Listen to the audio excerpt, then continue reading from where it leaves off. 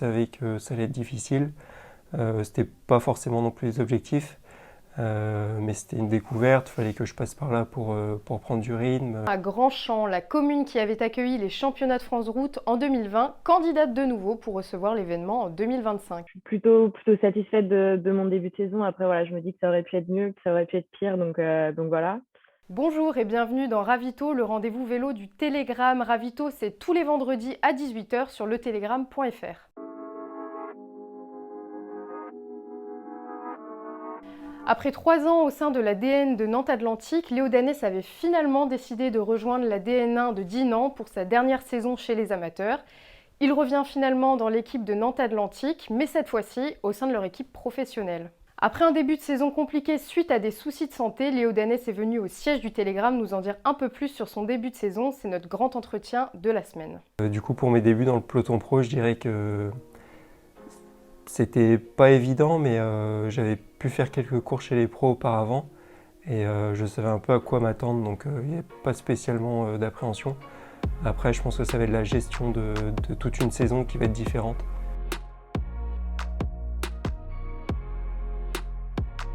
Pour les premières compétitions, voilà, le début n'était pas forcément évident parce que c'était des profils qui ne me correspondaient pas spécialement.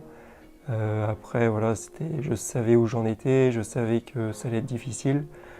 C'était pas forcément non plus les objectifs, mais c'était une découverte, il fallait que je passe par là pour prendre du rythme et puis pour progresser. Alors mon rôle, ça va être un petit peu capitaine de route avec 2-3 coureurs qui ont mon âge aussi à peu près. Après, ça va être voilà, d'obtenir le maximum de résultats. Il va falloir être clairvoyant sur nos capacités sur chaque course. Et puis voilà, essayer d'avoir le meilleur résultat. Donc moi je sais que j'aurai quelques courses qui vont convenir, notamment en Coupe de France. Après, quand ça va être plus des courses de grimpeurs ou de sprinteurs, je sais que je pourrais me mettre au service de l'équipe sur ces courses-là. Pour l'intégration de l'équipe dans le peloton, moi je trouve que ça se passe plutôt bien. Faut qu'on ait conscience qu'on ne peut pas toujours se placer en tête de peloton par rapport aux équipes qui sont un peu plus grosses que nous.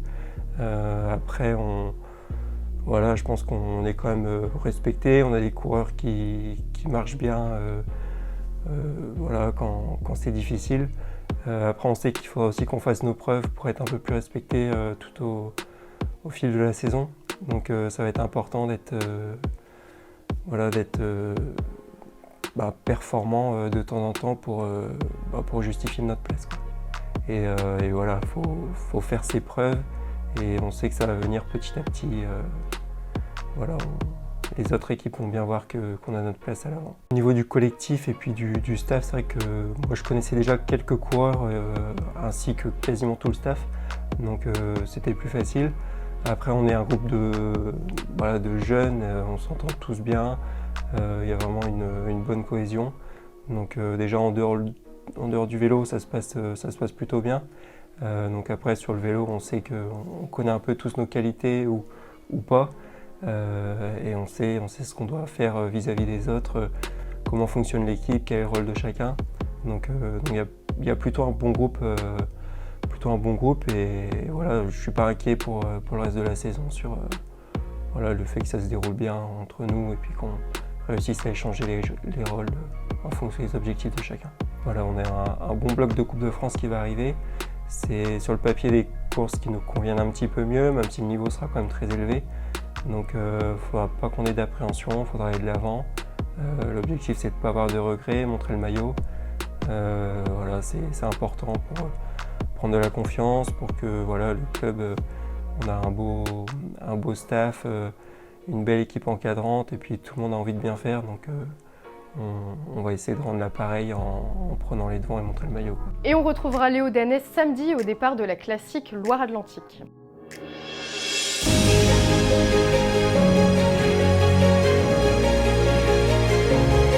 Votre programme avec Trecobat, constructeur de maisons innovantes.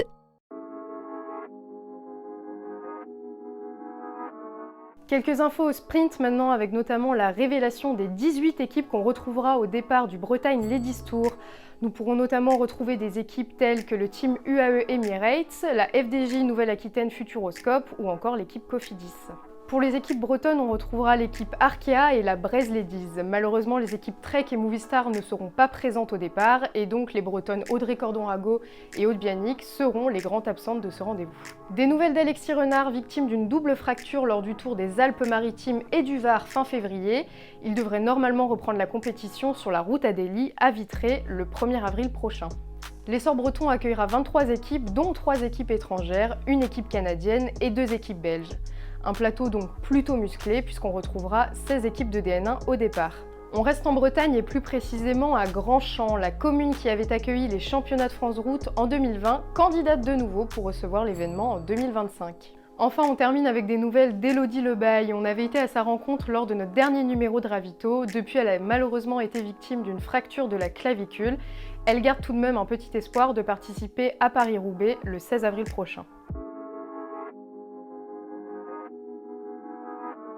La leader de l'équipe Arkea, Lucie Jounier, n'a pas fini de progresser. Avec une 4e place au Grand Prix d'Ottingen et une 11e place au Samin des Dames, elle revient pour nous sur son début de saison. Plutôt satisfaite de mon début de saison. Après, voilà, je me dis que ça aurait pu être mieux, que ça aurait pu être pire, donc voilà. Sur certaines courses, forcément, je suis déçue, mais voilà, la dernière course sur Ottingen, on a réussi à faire une belle course malgré la fatigue avec l'enchaînement des courses. Donc voilà, on a bien fini cette petite quinzaine de courses, donc c'est le principal. Il nous a manqué sur ce début de saison pour accrocher un podium à l'équipe et à moi. C'est déjà la chance parce que voilà, il y a eu pas mal d'arrivées au sprint et un sprint c'est toujours c'est aléatoire. Après voilà, si je prends l'exemple d'Ottingen avec ma 4e place, Tiffaine je me suis retrouvée toute seule dans le groupe. Tiffaine a dû éviter une chute dans le dernier tour, donc forcément si j'avais eu quelqu'un pour m'aider, ça aurait vraiment été peut-être plus facile, mais voilà, c'est des aléas de la course et on a encore pas mal de courses au programme pour monter sur le podium, donc on perd pas espoir.